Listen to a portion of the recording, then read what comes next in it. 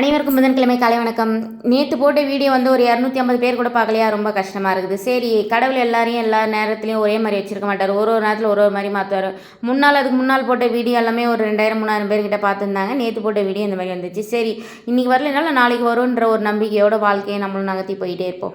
இன்றைக்கி ஸ்பெஷல் வந்து காலை டிஃபன் எனக்கு பிடிச்ச மாதிரி செஞ்சேன். மதியான சமையல் வந்து ஹஸ்பண்டுக்கு பிடிச்ச மாதிரி செஞ்சேன். ஏன்னா காலையில் டிஃபன் வந்து இன்றைக்கி சேமியா உப்புமா. ஹஸ்பண்டுக்கு வந்து ரவை உப்புமா பிடிக்கும், எனக்கு சேமியா உப்புமா பிடிக்கும். அதனால் நான் சேமியா உப்புமா பண்ணிட்டேன். மதியானத்துக்கு வந்து ஹஸ்பண்ட் சொன்ன சமையல் தான், சாப்பாடு.